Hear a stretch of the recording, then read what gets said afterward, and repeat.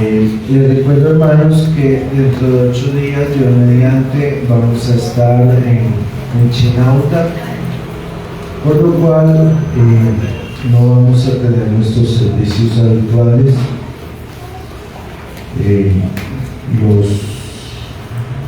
Esta semana, el martes ni el jueves,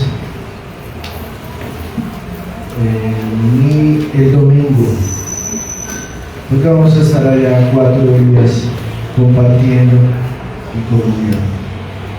Entonces les animo a los que quizás no pueden acompañarnos que por favor busquen una iglesia local donde congregarse.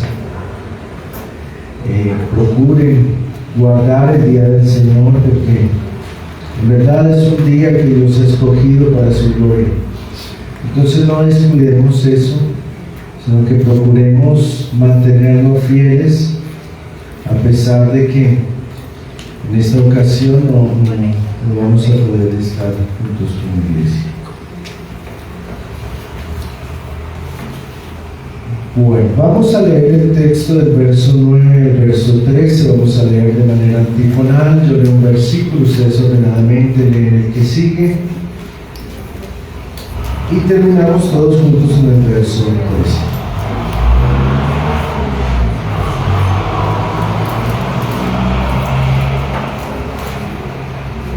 ¿Lo tenemos todos? Bien, leemos en el nombre de nuestro Señor Jesucristo, dando gracias a Dios Padre. Dice la palabra del Señor: pasando Jesús de allí, vio a un hombre llamado Mateo, que estaba sentado al banco de los tributos públicos, y le dijo: sígueme. Y se levantó y le siguió. Y aconteció que estando él sentado a la mesa en la casa, he aquí que muchos publicanos y pecadores que habían venido se sentaron juntamente a la mesa con Jesús y sus discípulos. Cuando vieron esto, los fariseos dijeron a los discípulos: ¿por qué come vuestro maestro con los publicanos y pecadores? Al oír esto, Jesús les dijo: los sanos no tienen necesidad de médico, sino los enfermos. Todos juntos. Y pues, y aprended lo que significa misericordia quiero y no sacrificio, porque no he venido a llamar a justos, sino a pecadores al arrepentimiento. Amén. Vamos a orar. Padre, en el nombre de Jesús te damos muchas gracias, Señor, por tu palabra. Gracias, Señor, porque nos permites a través de ella acercarnos a ti. Gracias porque es consuelo para nuestra alma, es refrigerio para nuestros huesos, es aliento para nuestro diario caminar. Gracias, Señor, porque la das para nuestra edificación y consuelo.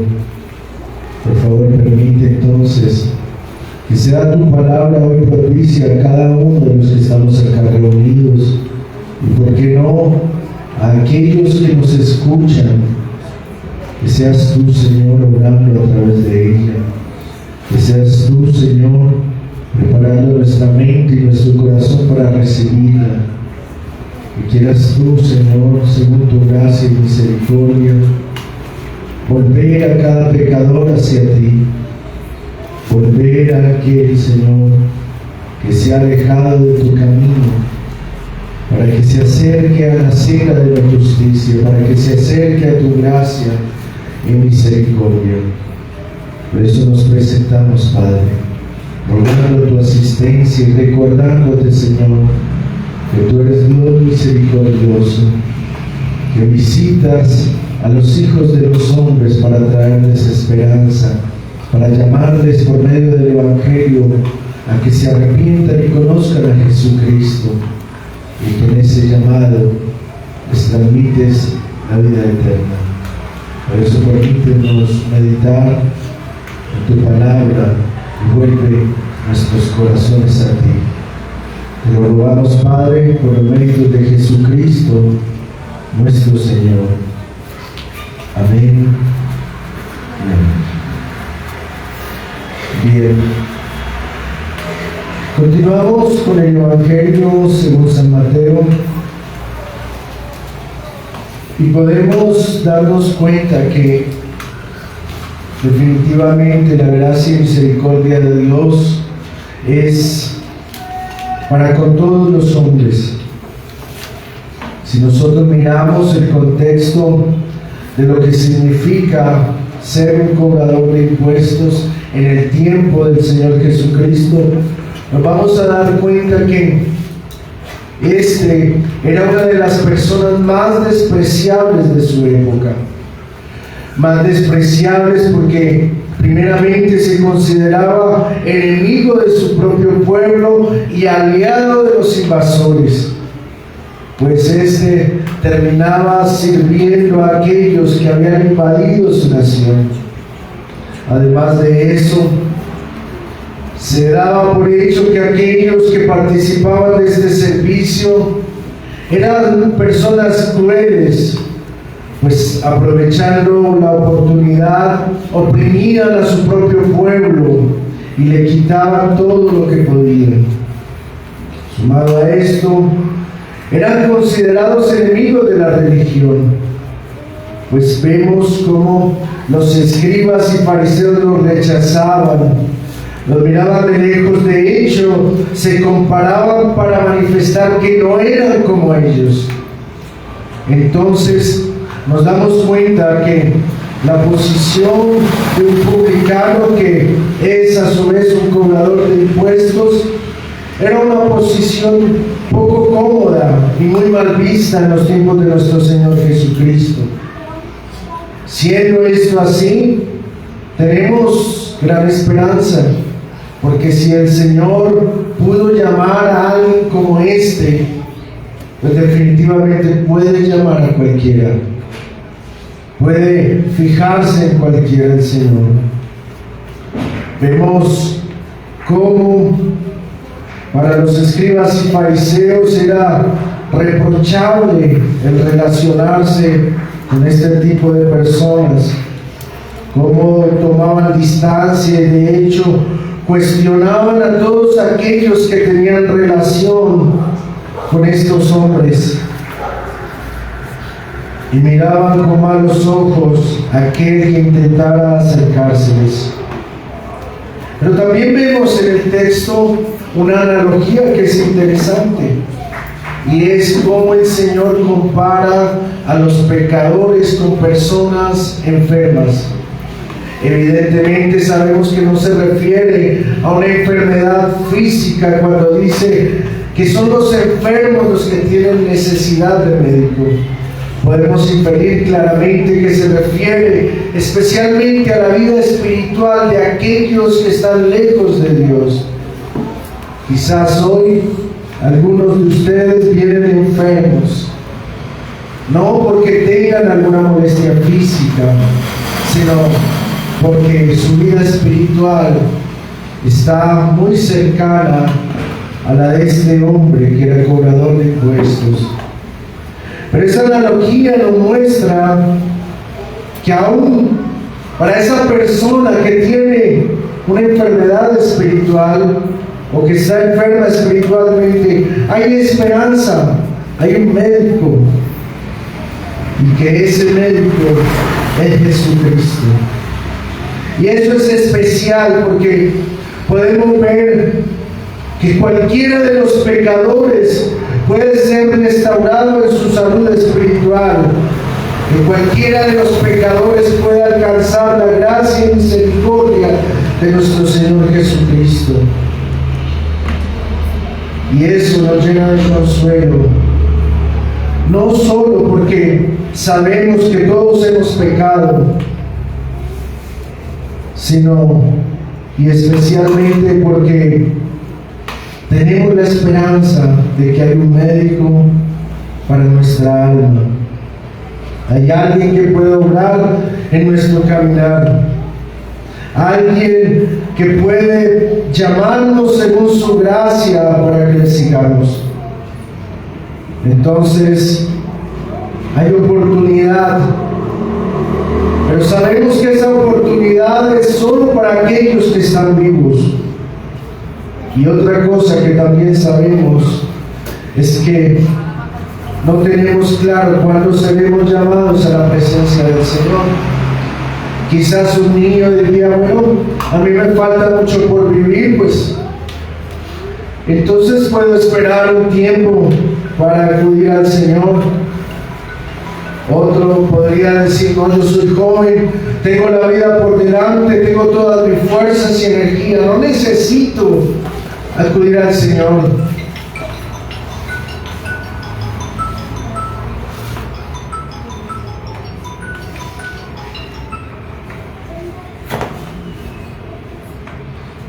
Y podría esta persona pensar que a causa de sus circunstancias temporales no tiene necesidad de buscar del Señor.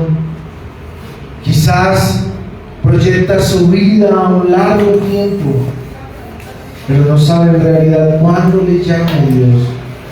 No sabe en realidad cuándo sea que tenga que presentarse a su presencia.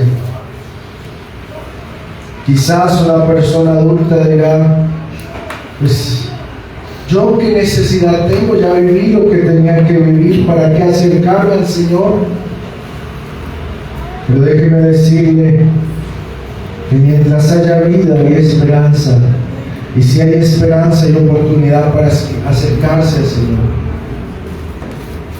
Tenemos que entender que este llamado es único y especial, y que aunque es hecho quizás esporádicamente, cada vez que alguien le da la oportunidad de acercarse a la predicación, cada vez que de pronto, quizás por casualidad, puede escuchar algo del Evangelio, debe saber cada uno que en lo que escucha es responsable, que en lo que escucha un día le será demandado y no tendrá excusa, porque precisamente Jesucristo ha diseñado la predicación del Evangelio para que ningún hombre pueda excusarse ante su presencia, sino que todos tengan que comparecer a su juicio, reconociendo que les fue llamado a través de la predicación del Evangelio. Vuélvanse a Dios, porque un día van a tener que dar cuentas. A alguno le parecerá gracioso, a otro le parecerá insignificante, a otro ni le parecerá, simplemente es algo más. Pero todos deben saber que aquel que murió y resucitó un día les va a juzgar, un día va a estar delante de cada hombre para pedirle cuentas. Es así como este pasaje se nos presenta, mostrándonos que Dios en su bondad lo ha hecho a excepción de personas, inclusive el más despreciado de la sociedad ha tenido la posibilidad de escuchar el Evangelio. Quizás no comprenda completamente lo que significa, quizás le cueste llegar al entendimiento del mensaje, pero aún así se ha hecho de forma clara y directa, amonestándole a que se vuelva a Jesucristo, a que se arrepienta, a que no camine como viene caminando, sino que deje su mal camino y procure cambiar su senda. Esto es importante. Esto es importante por causa del mensaje. Es así que nosotros podemos ver a esta persona que fue llamada y atendió, que fue llamada y no solo atendió, sino que también celebró ese llamado. Por lo que podemos decir que no hay nadie tan insignificante, tan despreciado, tan pequeño o quizás tan importante que no pueda alcanzar la misericordia de Dios. Por eso vamos a ver algunos elementos que nos ayudan a entender esa obra del Señor, esa obra de misericordia para con todos los hombres, pero especialmente en este caso para con Leví, un cobrador de impuestos. Y lo primero que vemos en el texto es que el Señor pasa y lo ve. Quizás para nosotros será insignificante pensar que el Señor Jesucristo vio a este hombre llamado Mateo o Leví. Pero nada más asombroso que eso. ¿Y por qué es asombroso considerar que Dios nota y de hecho ve la presencia de un hombre? Porque todos deben saber que el ojo de Dios está puesto en sus vidas. Todos deben saber que Dios no ha descuidado su creación, como muchos cantantes impíos lo dicen, que Dios hizo su creación y la dejó. Qué mentira más grande. Dios no ha descuidado su creación, sino que observa cada paso que ésta da, así como lo enseña el libro de Proverbios. ¿Por qué, hijo mío, andarás ciego con la mujer ajena y abrazarás el seno de la extraña? Porque los caminos del hombre están ante los ojos de Jehová, y Él considera todas sus veredas. Es decir, Dios está mirando a cada uno. Esa realidad de la supervisión es algo que naturalmente es difícil para nosotros, porque nosotros tenemos una mirada limitada. Quizás alguno quisiera tener ojos donde poder ver, donde simplemente vemos lo que tenemos al frente, pero el Señor no tiene esa limitación. De hecho, la Escritura dice que los ojos de Jehová están en todo lugar, mirando a los malos y a los buenos. Eso dice un proverbio, mirando a los malos y a los buenos. Por implicación, debemos saber que a cada uno de los que estamos acá, y de hecho a cada ser humano que existe, Dios lo está mirando y conoce cada paso. Y óigase bien, no solo mira lo externo, también mira lo interno del corazón, porque no ha salido la palabra de nuestra boca, y aquí Él la sabe toda. Por lo tanto, Dios no solo ve la parte externa, sino también ve lo interno del corazón. Dios conoce qué hace cada uno, en qué se ocupa, cuáles son sus pasiones, cuáles son sus debilidades, en qué invierte su tiempo, en qué desgasta su vida.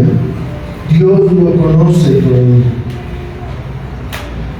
Y podemos ver que este detalle lo notó el evangelista, que de hecho es el mismo que escribe. Es decir, él está reconociendo al escribirlo que hubo algo especial en el Señor, que notó que estaba ahí, que notó que existía, que notó que hacía parte de su obra. Y esto debe llenarnos de regocijo, pero nos da la seguridad que tiene el que lo escribe y el que lo vivió, porque note bien que en este caso quien escribe el Evangelio es el mismo que está narrando la experiencia. Es decir, el Mateo que está ahí fue el que escribió todo el Evangelio. ¿Y por qué es importante esto? Porque él está percibiendo la obra del Señor en él mismo. Y es lo mismo que diría el salmista en el Salmo 139. Oh Jehová, tú me has examinado y conocido. Tú has conocido mi sentarme y mi levantarme. Has entendido desde lejos mis pensamientos. Has escudriñado mi andar y mi reposo. Y todos mis caminos te son conocidos. Pues aún no está la palabra en mi lengua, y he aquí, oh Jehová, tú la sabes toda. Detrás y delante me rodeaste, y sobre mí pusiste tu mano. Tal conocimiento es demasiado maravilloso. Si subiere a los cielos, allí estás tú. Y si en el Seol hiciere mi estrado, he aquí, allí tú estás. Si tomare las alas del alba y habitare en el extremo del mar, aún allí me guiará tu mano y me asirá tu diestra. Si dijere, ciertamente las tinieblas me encubrirán, aún la noche resplandecerá alrededor de mí. Aún las tinieblas no encubren de ti, y la noche resplandece como el día. Lo mismo te son las tinieblas que la luz, porque tú formaste mis entrañas, tú me hiciste en el vientre de mi madre. Te alabaré, porque formidables, maravillosas son tus obras. Estoy maravillado, y mi alma lo sabe muy bien. No fue encubierto de ti mi cuerpo, bien que en oculto fui formado y entretejido en lo más profundo de la tierra, mi embrión vieron tus ojos. Y en tu libro estaban escritas todas aquellas cosas que fueron luego formadas, sin faltar una de ellas. Cuán preciosos me son, oh Dios, tus pensamientos. Cuán grande es la suma de ellos. Si los enumero, se multiplican más que la arena. Despierto y aún estoy contigo. De cierto, oh Dios, harás morir al impío. Apartaos pues de mí, hombres sanguinarios, porque blasfemia dicen ellos contra ti. Tus enemigos toman en vano tu nombre. No odio, oh Jehová, a los que te aborrecen, y me enardezco contra tus enemigos. Los aborrezco por completo, los tengo por enemigos. Examíname, oh Dios, y conoce mi corazón. Pruébame y conoce mis pensamientos, y ve si hay en mí camino de perversidad, y guíame en el camino eterno. Si esto que dice el salmista es verdad, permítame decirle, niño, joven, adulto, que usted no puede escapar de la presencia de Dios. Que usted no puede huir del ojo de Dios que ve, aún en lo que usted cree que es secreto, aún en lo que usted intenta esconderse de sus padres, o intenta esconderse de su pareja, o intenta esconderse de su jefe. Dios lo ve, Dios sabe lo que usted hace, Dios conoce sus pensamientos, y el hecho de que todavía no le ha tocado presentarse en su presencia no significa que no lo hará, sino que al contrario, en aquel día va a tener que dar cuentas y no va a poder excusarse, porque ya ha conocido que Dios sabe todos sus caminos y ve las acciones que usted desarrolla. Ya sabe que Dios conoce todas las cosas de su vida, y no importa sea niño, sea joven, sea anciano, Dios lo ve y sabe lo que hay en su corazón. Por lo menos el evangelista lo entendió así. Pero no solo se queda en eso, sino que lo llama. Le dijo, sígueme. Y el evangelista atendió a su llamado. Hay un precioso reconocimiento en la preparación del llamado de Dios para los desamparados de Israel, para aquellos que están afligidos en medio de su pueblo, para aquellos que están en el desierto y buscan esperanza, para aquellos que buscan una salida, para aquellos que quieren encontrar algo que verdaderamente les dé sentido a su vida. Hay un llamado, que es el mismo que decía el profeta: consolaos, consolaos, pueblo mío, dice vuestro Dios. Hablad al corazón de Jerusalén, decidle a voces que su tiempo es ya cumplido, que su pecado es perdonado, que doble ha recibido de la mano de Jehová por todos sus pecados. Vos que clama en el desierto, preparad camino a Jehová, enderezad calzada en la soledad a nuestro Dios. Todo valle sea alzado, y bájese todo monte y collado, y lo torcido se enderece, y lo áspero se allane, y se manifestará la gloria de Jehová, y toda carne juntamente lo verá, porque la boca de Jehová ha hablado. Esta palabra del profeta es la palabra que se repite y que de hecho vivía el evangelista, que es el cobrador de impuestos. Hay esperanza. Consuélese todo aquel que busca refugio. Consuélese todo aquel que quiere encontrar el camino de la salvación, que sabe que camina por senda de impiedad. Vea cómo Dios hoy se presenta a su presencia y le llama, y de hecho quiere tomarle de la mano. Ese llamado nos es hecho a cada uno de los que estamos acá. Cualquiera podrá tomar en poco ese llamado, pero déjeme decirle, no es cualquier cosa, es algo especial. De hecho, en la historia del pueblo de Israel, es el deseo que tenían en su corazón, el deseo de la salvación de Dios, el deseo de la verdadera esperanza y el fiel refugio de Dios para su alma. Quizás hoy sea difícil comprenderlo.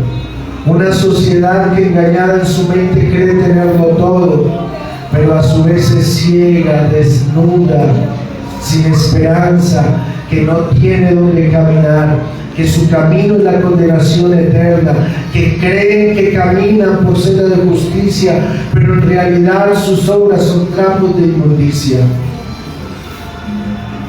Lamentablemente, hoy, al ver nuestro contexto, nos damos cuenta que el temor de Dios se ha perdido en el corazón y los hombres han olvidado la realidad de que existe el Creador y este les ha de pedir cuenta. Sin embargo, Dios en su bondad los ve, los llama y los invita a seguirle.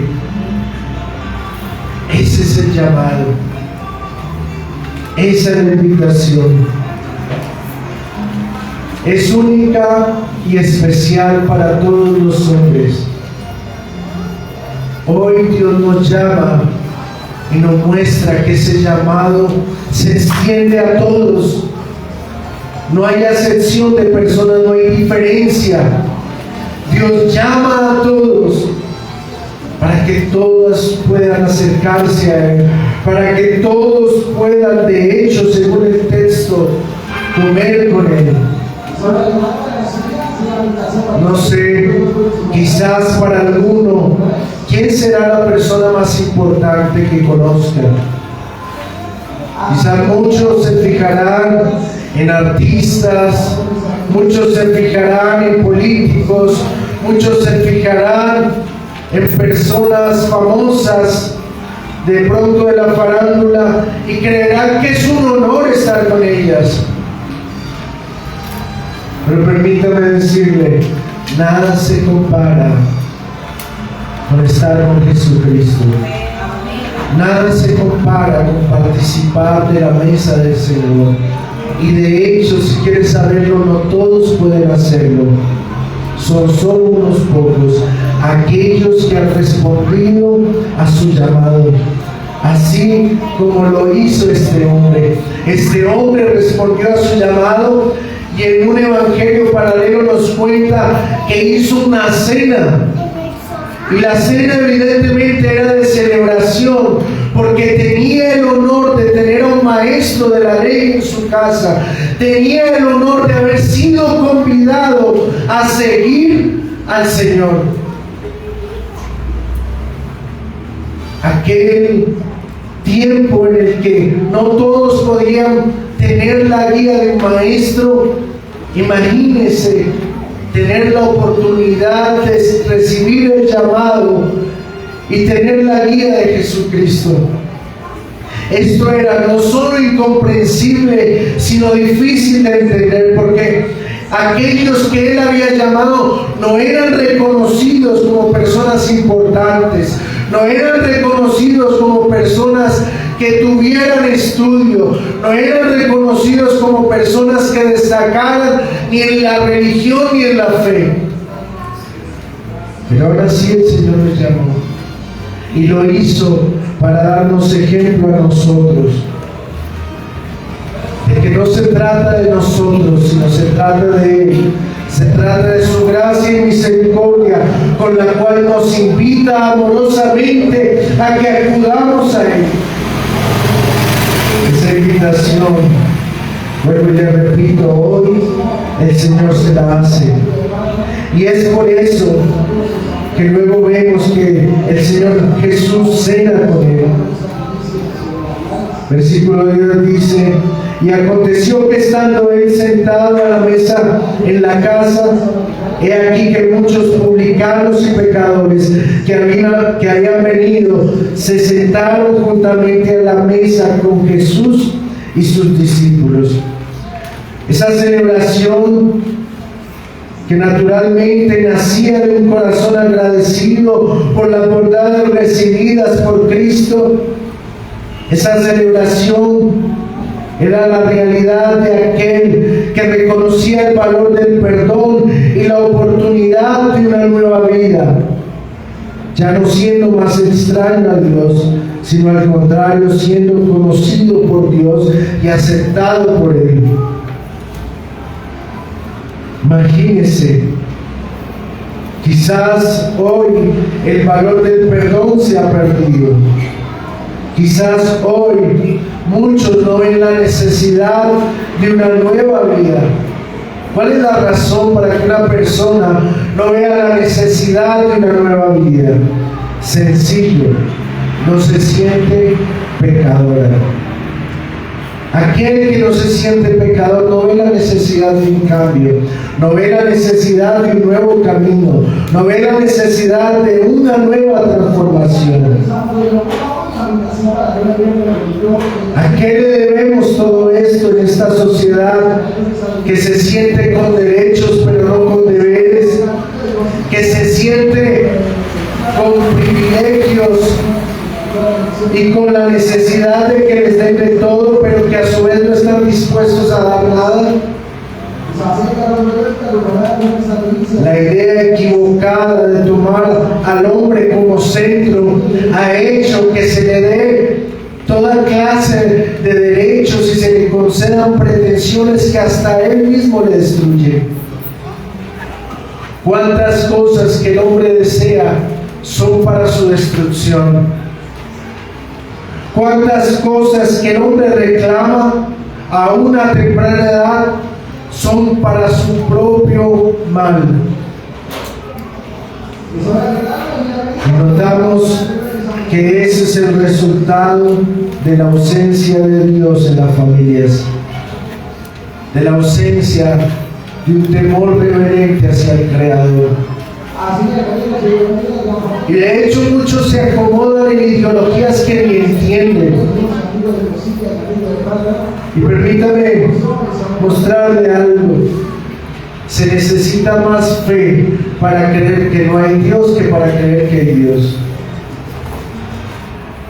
Muchos ignoran la idea de Dios, la evaden, la evitan. Pero una persona que tenga un buen uso de la razón debe comprender que la perfección de la creación solo puede ser entendida por medio de un ser creador. No es posible asumir que todo lo creado sea resultado de una explosión o sea resultado del azar. Es absurdo y tonto. Se requiere de más fe para creer eso que para creer que hay una mano creadora que ordenó todas las cosas de tal manera que si se desajusta algo de lo que fue creado, no puede haber vida en la tierra. Eso no lo digo yo, lo dice la ciencia. Pero muchos en su irracionalidad llegan a creer eso e ignoran voluntariamente la existencia de Dios porque no quieren tener ninguna responsabilidad ni con su vida ni con lo que hacen. Pero eso es como la persona que pasa la avenida mirando en contra del sentido de los carros. Y pasa gente que cree que no mirando el carro que viene no va a ser atropellado. Cierto que es una tontería voltear la mirada pensando que porque no vea el carro no me va a atropellar. ¿No sería más sensato mirar directamente para estimar si es posible que yo cruce o no cruce? Pero esa es la razón de los hombres hoy. Creen que volteando la mirada al Creador entonces ya no se hacen responsables, entonces ya no quieren compromiso. Pero déjeme decirle que la Escritura dice y enseña claramente que Dios puso su ley en el corazón de los hombres de tal modo que su conciencia les justifica o les acusa. Y eso es verdad. Si no, quienes hemos tenido hijos sabemos que el bebé ya sabe lo que es malo sin necesidad que nadie se lo enseñe, sin que su cerebro tenga la razón para discernir claramente eso, pero él hace algo malo y esconde su mano. El bebé hace algo malo y esconde su mano. ¿Por qué? Porque en su corazón ya hay una conciencia que le dice lo que es correcto y lo que no lo es. ¿Quiere escapar de ella? Bueno, dígame, ¿cómo un hombre escapa de su conciencia? Que él sabe decir lo que es bueno y lo que es malo. Puede escapar de todos, pero no de Dios y mucho menos de su conciencia. Porque esta en aquel día le justificará o le condenará. Pero para aquellos que han recibido esa obra del Señor, dice que el Señor cena con ellos. Y esa celebración nos habla de aquellos que han participado de este mismo gozo. Tenemos el ejemplo de María, aquella que fue instrumento para traer a nuestro Señor Jesucristo a esta tierra. Eran sus palabras las siguientes: engrandece mi alma al Señor, y mi espíritu se regocija en Dios mi Salvador, porque ha mirado la bajeza de su sierva. Pues he aquí, desde ahora me dirán bienaventurada todas las generaciones, porque me ha hecho grandes cosas el poderoso. Santo es su nombre, y su misericordia es de generación en generación a los que le temen. Hizo proezas con su brazo, esparció a los soberbios en el pensamiento de sus corazones, quitó de los tronos a los poderosos y exaltó a los humildes. A los hambrientos colmó de bienes y a los ricos envió vacíos. Socorrió a Israel su siervo, acordándose de la misericordia de la cual habló a nuestros padres, para con Abraham y su descendencia para siempre. Estas son las palabras de alguien que se ha regocijado en Dios, de alguien que reconoce su obrar, de alguien que puede ver no solo en su vida, sino en aquellos que le rodean esa bondad de Dios, porque el testimonio ha estado por siempre, porque esa verdad se mantiene aún hoy viva. Dígame, ¿quién en este tiempo puede decir que no conoce de Jesucristo? ¿Quién en este tiempo puede obviar que hubo alguien que murió en la cruz? Y claro, quizás alguien puede pasar, mirar una cruz e ignorarla y decir: esto no tiene que ver conmigo. Esto simplemente es religión que esclaviza a los hombres. Pero no entiende su significado, no entiende su realidad. Pero aquellos que por gracia de Dios lo confiamos en ello, podemos alegrarnos, podemos ver la esperanza que representa, podemos mirar al futuro con esperanza, podemos ver con regocijo la eternidad. Vemos en la muerte una gran victoria, un gran gozo, una gran ilusión, porque sabemos que la muerte nuestra es para bendición, es para gozarnos en Dios, es para alegrarnos y disfrutar de Él eternamente. Ese es nuestro gozo y allí está nuestra alegría, y podemos ver en Cristo un motivo de felicidad. Y cada vez que vemos una cruz, recordamos que tenemos esperanza, que nuestra vida en esta tierra no pasó por pasar, sino que pasó mirando al Salvador y teniendo el gozo de su salvación. Esa esperanza nadie nos las puede quitar. Esa esperanza es la que tiene el verdadero creyente, en la cual se goza, se alegra, en la cual se esfuerza, porque cada día del Señor le busca, porque sabe que es menos tiempo para encontrarse con su Hacedor, es menos tiempo para estar acá en esta tierra. Como aquel que tiene un viaje a un lugar extraordinario y se prepara y lo anhela y lo desea y alista todas las cosas y hace los preparativos y sabe que va a ir allá. Eso es lo que pasa con cada creyente, cada que ha entendido esa obra de Cristo. Y por eso puede alegrarse y gozarse. Y por eso puede desear el encuentro con Dios su Señor. No así aquel que no tiene esa esperanza. No así aquel que vive por vivir. Y quizás tiene sueños, pero son temporales. Y quizás tiene anhelos, pero son pasajeros, que nunca se sacia, porque ese es el camino aún de los más ricos, que más tienen y nunca se sacian, nunca dicen basta, al contrario, siempre quieren más, porque nada les satisface, porque nada les alegra verdaderamente. Pues ese no es el caso del creyente. El creyente vive con gozo su vida porque ha encontrado en Dios su esperanza, en Él su refugio, en Él su consuelo.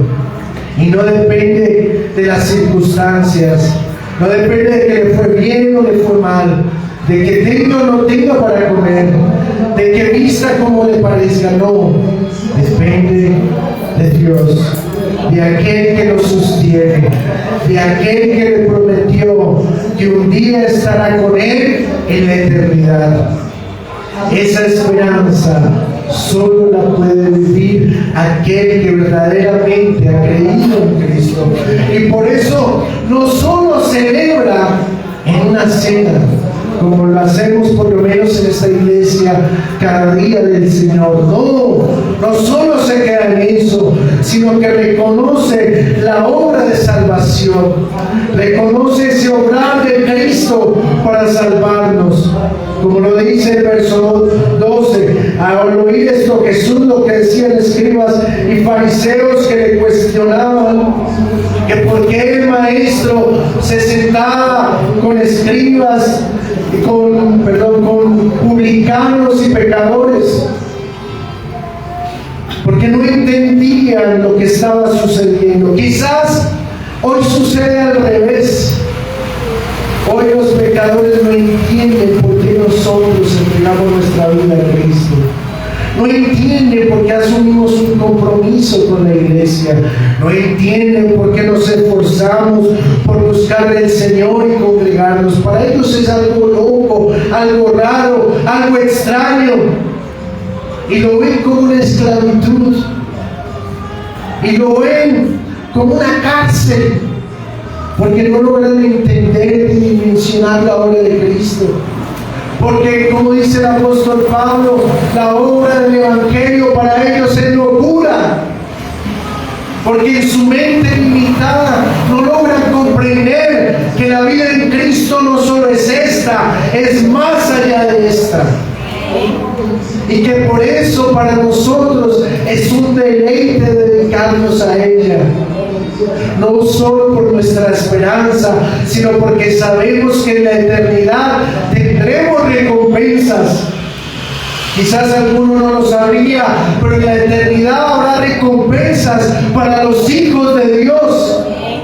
Allí se puede hacer tesoros, no como acá, que se corrompen, se dañan y se pierden. No, allá los tesoros son duraderos. Allá tendremos seguridad en todo.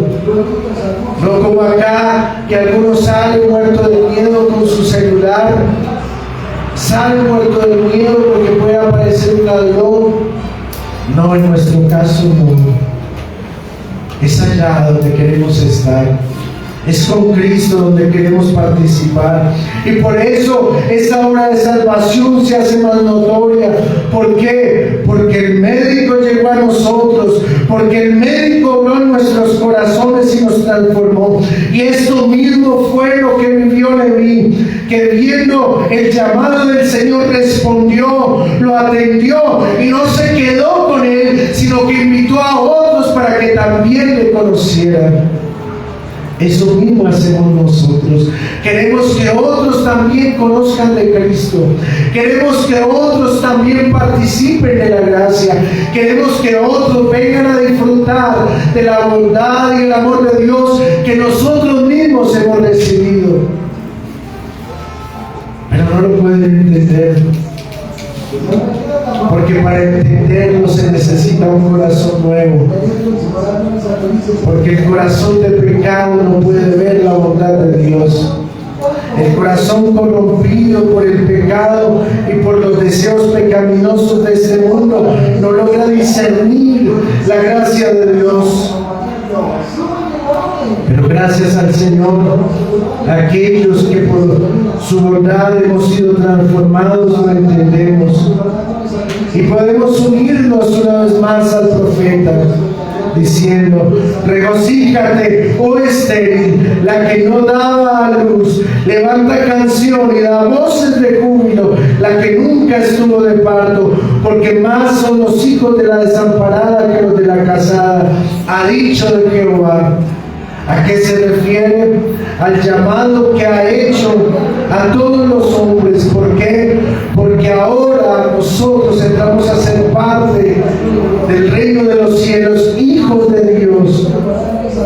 Entonces llama a gran celebración. Aquellos que quizás han procurado tener hijos y no tienen, saben lo duro que es. Pero Dios, amonestando a Israel y hablando a Jerusalén como aquella que fue llamada y que perdió sus hijos por causa de la invasión, le dice: no se preocupe, sus hijos van a ser muchos más. Hablando del Israel espiritual, de aquellos que iban a ser rescatados por Cristo. Es decir, hablando de nosotros, somos hijos de aquella que fue despreciada, pero que luego fue tomada por Cristo para ser su esposa, de forma que en ella fuimos llamados al gozo, porque fuimos tomados para la gloria de Dios, siendo hijos de Dios por medio de Jesucristo. Y ese es el gozo. Imagínense, quizá usted, si ha tenido un hijo muy deseado, sabe lo maravilloso que es. Ese hijo que se espera, que se anhela. Ese hijo que se cuida y que se guarda.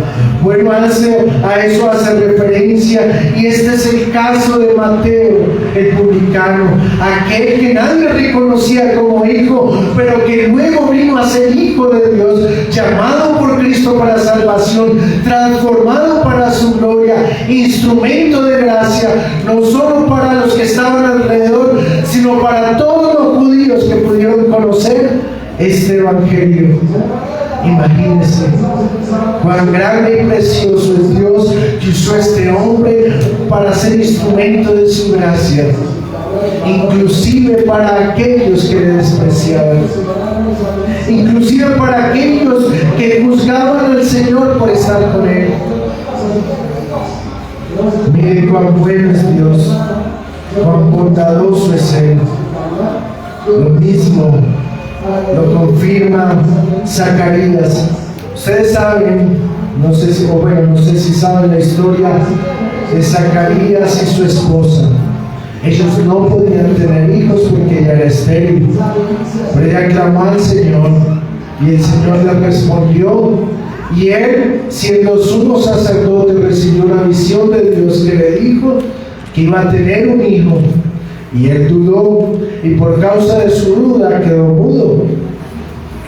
Pero en su gracia y misericordia Dios empezó a orar y tuvo su hijo. Y fue algo extraordinario para todos, porque todos decían, ¿quién será este hijo que ha de nacer para estos que no podían tener hijos? Fue algo maravilloso, pero más maravilloso las palabras que pronunció luego de que Dios restauró su voz. ¿Cuáles fueron estas? Bendito el Señor Dios de Israel, que ha visitado y redimido a su pueblo, y nos levantó un poderoso Salvador en la casa de David su siervo, como habló por boca de sus santos profetas, que fueron desde el principio, salvación de nuestros enemigos, y de la mano de todos los que nos aborrecieron, para hacer misericordia con nuestros padres, y acordarse de su santo pacto, del juramento que hizo Abraham nuestro padre, que nos había de conceder, que librados de nuestros enemigos, sin temor le serviríamos, en santidad y en justicia delante de él, todos nuestros días. Y ahí no termina, él sigue, porque ahí él empieza a profetizar acerca de su hijo, que es Juan el Bautista. Pero miren cuán regocijante fue para él esto, cuán maravilloso fueron estas palabras para este hombre que deseaba un hijo. Pero lo mismo pasa con cada creyente, a tal punto que dice la Escritura que hay fiesta en el reino de los cielos cuando un pecador se arrepiente. Quisiéramos que hubiera una fiesta grande hoy, por muchos arrepentidos. Quisiéramos celebrar y unirnos a esa celebración. Ese es nuestro deseo. Y sin embargo, déjeme decirle que acá hacemos fiesta cada 8 días. Una fiesta muy especial, donde son pocos los convidados. Y de hecho, no todos pueden sentarse a la cena, solo unos pocos. Quisiéramos que todos los que están acá pudieran sentarse juntamente con nosotros a la cena y pudieran celebrar junto con nosotros la preciosa obra de Cristo y gozarse con nosotros en Él. La invitación ya ha sido dada, a muchos se les ha llamado, pero depende de cada uno recibirla. Y sin embargo, pese a la tristeza que nos da de no tenerlos con nosotros a la mesa, nosotros seguimos celebrando, porque esperamos la manifestación gloriosa de nuestro amado Señor y Salvador Jesucristo. Y es nuestro anhelo que usted también la espere, porque no queremos, como el Señor lo dijo, que ninguno se pierda, sino que todos procedan al arrepentimiento, porque nos será muy triste, estando en la eternidad, ver a aquellos que están perdiéndose por causa de que fueron llamados y no quisieron atender, sino que si fueron tras sus disoluciones, tras su vida de pecado, ignorando que un día tenían que dar cuentas. No queremos eso. Dice el Señor, no quiero la muerte del que muere. Nosotros tampoco, por eso no nos cansamos de predicar el Evangelio, porque sabemos lo que dice la Escritura: son muchos los que se pierden, son pocos los que procuran entrar al reino de los cielos. Quiera Dios que todos los que estamos acá seamos de aquellos que procuran entrar al reino de los cielos. Y este pasaje es una muestra que Dios ya ha llamado a todos, de que ninguno tiene excusa de no poder entrar, sino que simplemente tiene que, como hizo Mateo, levantarse y seguirle. Pero no queda ahí, queda el texto en su cierre, dando una enseñanza a los judíos, diciéndoles: y pues, y aprender lo que significa misericordia quiero y no sacrificio, porque no he venido a llamar a justos, sino a pecadores al arrepentimiento. Nada más difícil que esto, ¿no? Aprender lo que significa misericordia quiere y no sacrificio. Y déjeme decirle algo, porque esto nos compromete especialmente a los creyentes. ¿Por qué nos compromete? Porque no es posible que estemos mirando cómo se pierden los que están alrededor y sigamos como si nada. Y sigamos como que nada les va a pasar. Y sigamos pensando, tienen una vida por delante. No, nadie lo sabe. Nadie está seguro de cuándo va a ser llamado a la eternidad. Nadie está seguro de cuándo ha de tener que presentarse ante Jesucristo. Por lo tanto, esta palabra también debe resonar en nuestros oídos, amonestándonos a tener misericordia de aquellos que están a nuestro alrededor. Dice la Escritura: fuérzalos a entrar. Siempre recuerdo un pastor amigo que, enseñándonos acerca de esto, fuérzalos a entrar no es salirse para empujarlo, no.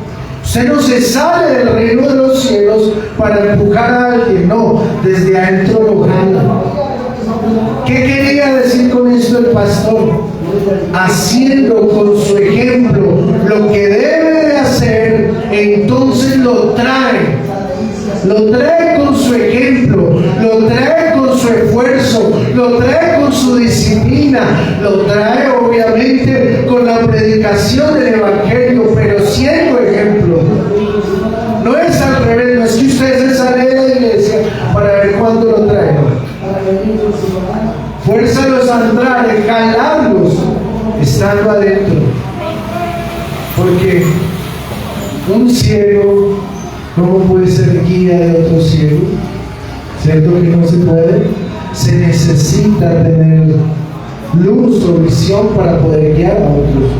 Por lo tanto, la amonestación es: si usted que hoy ha escuchado entiende el Evangelio, entre, pero ayude a entrar a otros. Que no sea, ojo, que no sea de aquellos que hacen tropezar a otros en el pecado. Que no importa, que no importa, yo soy aparte, yo soy diferente, yo hago lo que yo quiera, yo estoy por encima del bien y del mal. Bien, déjeme decirle algo a usted que piensa esto. La Biblia dice: ay del que hace tropezar a uno de estos mis pequeñitos. ¿Qué quiere decir esto? Una persona con su conducta puede hacer tropezar a muchos. Su indiferencia puede hacer tropezar a muchos. De hecho, su pecaminosidad puede hacer tropezar a muchos. ¿Cuál es el consejo del Señor a usted que le gusta eso? Hacer tropezar a otros. Que no le importa a nadie, que usted es el centro de la tierra y cree que todos deben girar alrededor de usted. El consejo es el siguiente: vaya al mar, coja una piedra de molino y átela a su cuello y tire la piedra para que la piedra lo arrastre al mar y usted muera. Ese es el consejo del Señor. ¿Por qué? Porque es mejor uno muerto y no uno haciendo caer a otros en el infierno. ¿Cierto? La lógica es muy razonable. Es mejor que alguien muera y no que esté arrastrando a otros en el camino de la perdición. Vea la gravedad de la profesión de fe. Esto nos habla a los creyentes, porque nuestra profesión de fe no es pasiva, es activa. Todo lo que hacemos debe contribuir a mostrar la misericordia de Dios a los que nos rodean, pero para eso necesitamos ser ejemplo, de forma que los que nos ven puedan de alguna manera acercarse a Cristo y conocer el camino. Porque puede ser que nosotros estemos actuando como los escribas y fariseos, juzgando y juzgando, pero no haciendo lo que nos corresponde. Que el Señor nos ayude y de hecho que podamos aprender de este texto que nos muestra claramente la oportunidad del arrepentimiento dada por Jesucristo, pero también la responsabilidad del ejemplo que debe tener cada verdadero creyente para ayudar a otros y traerlos mostrando misericordia de Dios en sus vidas. Que el Señor nos ayude. Vamos a orar. Padre, en el nombre de Jesús te damos muchas gracias, Señor, por tu palabra. Gracias por lo que hemos podido meditar acerca de ella. Gracias por ese gran gozo que nos das a través de la salvación obrada por Cristo en nosotros. Gracias por la oportunidad que hemos tenido de recibir el llamado del Evangelio y de ser llenos de tu fe para acudir a ese llamado. Pero por favor, ayuda a aquel que todavía no entiende ese llamado. Asiste a aquel que no comprende el regocijo de la salvación, que no logra dimensionar la responsabilidad que tiene delante de ti. Asístele, Señor, porque también nosotros en otro tiempo fuimos necios y rebeldes, fuimos orgullosos y contumaces, fuimos contrarios a ti y no queríamos lo tuyo. Pero tú en tu gracia y misericordia oraste, y es nuestro deseo que obres en aquel que todavía no ha entendido la urgencia de seguirte. Obra, por favor, Señor. Y como creyentes, como aquellos que hemos sido rescatados por gracia, ayúdanos y enséñanos para ser testimonio de los que nos rodean. Ayúdanos y enséñanos para mostrar tu obra en nuestra vida. Nos encomendamos en ti, Padre, y rogamos nos asistas en acción de gracias, por medio de Jesucristo, nuestro Señor. Amén. Amén. Pónganse en pie, por favor. Vamos al himno 52 para terminar esta primera parte.